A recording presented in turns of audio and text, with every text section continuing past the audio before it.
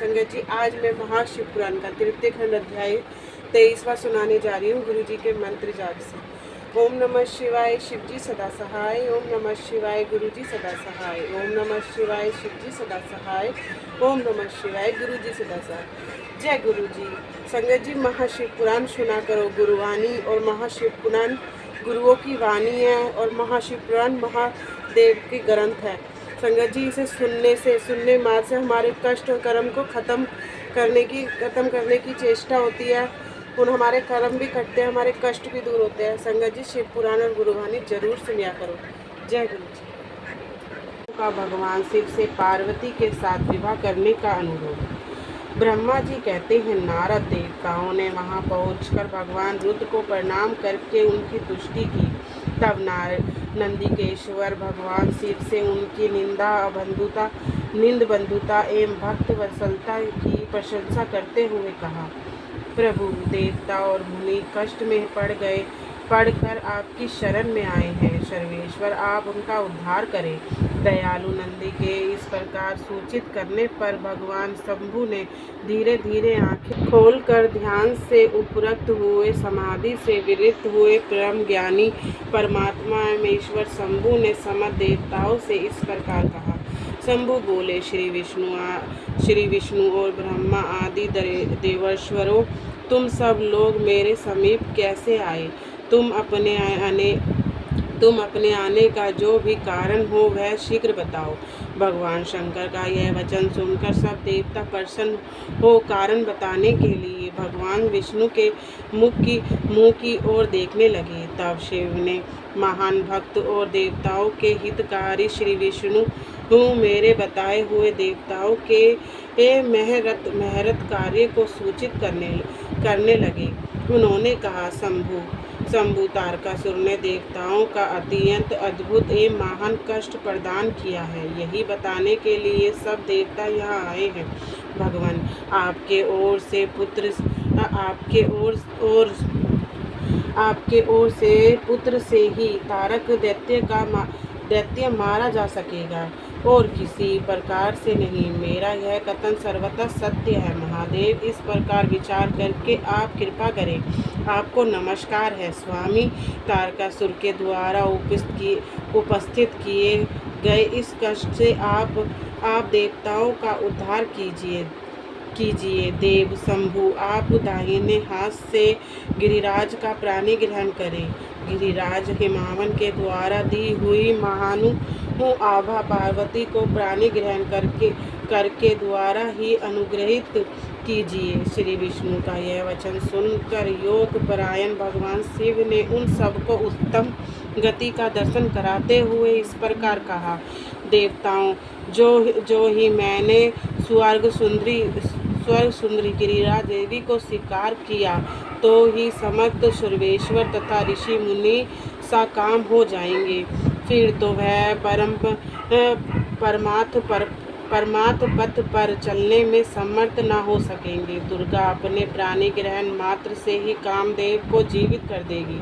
विष्णु, मैंने कामदेव को जलाकर देवताओं का बहुत बड़ा कार्य सिद्ध किया है। आज से सब लोग मेरे साथ सुनिश्चित रूप से निष्काम होकर रहे। देवताओं, जैसे मैं हूँ उसी तरह तुम सब लोग पथक रहकर कोई विशेष प्रयत्न किए बिना ही अत्यंत दुष्कर्ष एवं उत्तम तपस्या कर सकोगे। अब उस मदन के न होने से तुम सब देवता समाधि के द्वारा परमा आनंद का अनुभव करते हुए निर्विकार हो जाओ, क्योंकि काम नरक की ही प्राप्ति करने वाला है। काम से क्रोध होता है, क्रोध से मोह होता है और मोह से तपस्या नष्ट होती है। अतः तुम सभी श्रेष्ठ देवताओं का काम और क्रोध का परित्याग कर देना चाहिए। मेरे इस कथन को मेरे मेरे इस कथन को कभी अन्यथा नहीं मानना चाहिए।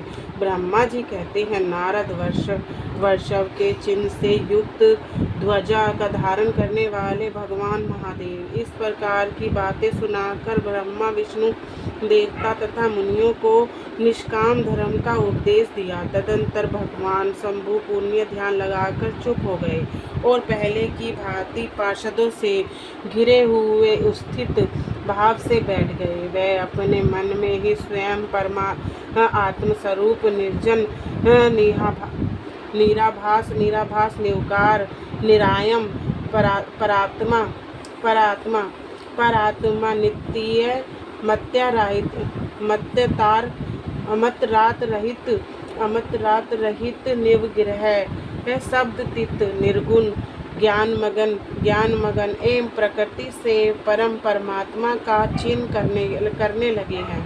इस प्रकार परम स्वरूपा का चिन्ह करते हुए वह ध्यान में स्थित हो गए। बहुत से प्राणियों की तुष्टि करने वाले भगवान शिव ध्यान करते करते ही परम आनंद में निगम हो गए। श्री हरि एवं इंद्र आदि देवताओं ने जब परमेश्वर शिव को ध्यान मगन देखा तब उन्होंने नंदी की सम्मति ली। नंदी ने पुण्य निंद भाव से तुष्टि करने के लिए कहा। उनकी इस सत्यमति के अनुसार देवता तुष्टि करने लगे। वे बोले, देव महादेव करुणा सागर प्रभु, हम आपकी शरण में आए हैं। आप महान कलेश हमारा उद्धार कीजिए। ब्रह्मा जी कहते हैं, नारद, इस प्रकार बहुत निंदापूर्ण उतित से देवताओं ने भगवान शंकर की तुष्टि की। इसके बाद वह सब देवता प्रेम से व्याकुलचित हो उच्च स्वर से फूट कर रोने लगे। मेरे साथ भगवान श्री हरि उत्तम भक्ति भाव से युक्त मन ही मन भगवान शंभु का स्मरण करते हुए अत्यंत निंदापूर्ण वाणी द्वारा उनसे अपना अभिप्राय निवेदन करने लगे। देवताओं के मेरे तथा श्रीहरि के इस प्रकार बहुत तुष्टि करने पर भगवान महेश्वर अपनी भक्त वत्सलता के कारण ध्यान से वितित हो गए। उनका मन अत्यंत प्रसन्न था। वह भक्त वत्सल शंकर श्रीहरि आदि को करुणा दृष्टि से देखकर उनका हर्ष बढ़ाते हुए बोले, विष्णु महान तथा इंद्र आदि देवताओं, तुम सब लोग एक साथ यहाँ किस अभिप्राय से आए हो? मेरे सामने सच सच बताओ। श्री हरि ने कहा, महेश्वर, आप सर्वज्ञ हैं, आप अंतर्यामी ईश्वर हैं। क्या आप हमारे मन की बात नहीं जानते? अवश्य जानते हैं, तथापि आपकी आज्ञा से स्वयं भी कहता हूँ। सुखदायक शंकर, हम सब देवताओं को तारकासुर से अनेक प्रकार का दुख प्राप्त हुआ है, इसलिए देवताओं ने आपको प्रसन्न किया है। आपके लिए ही उन्होंने गिरिराज हिमालय से शिवा की उपस्थिति कराई है। शिवा के गर्भ से आपके द्वारा जो पुत्र उत्पन्न होगा उसी से तारकासुर की मृत्यु होगी, दूसरे किसी उपाय से नहीं। ब्रह्मा जी ने उस दैत्य को यही वर दिया है। इस कारण दूसरे से उसकी मृत्यु ना हो पा रही है। अतवत वह निडर होकर सारे संसार को कष्ट दे रहा है। इधर नारद जी की आज्ञा से पार्वती कठोर तपस्या कर रही है। उनके तेज से समस्त चराचर प्राणी सहित त्रिलोकी आच्छादित हो गई है। इच्छादित हो गई है। इसलिए परमेश्वर आप शिवा को वर देने के लिए जाइए। स्वामी, देवताओं का दुख मिटाइए और हमें सुख दीजिए। शंकर, मेरे तथा देवताओं के हृदय में आपके विवाह का उत्सव देखने के लिए बड़ा भारी उत्साह है। अतः आप यथोचित रीति से विवाह कीजिए।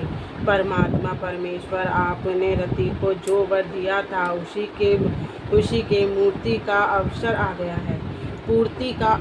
गया है। अतः अपनी प्रतिज्ञा को शीघ्र ही सफल कीजिए। जय गुरु जी। शुक्राना गुरु जी, अनंतम शुक्राना। कोई भूल चूक हुई तो क्षमा करना गुरु जी।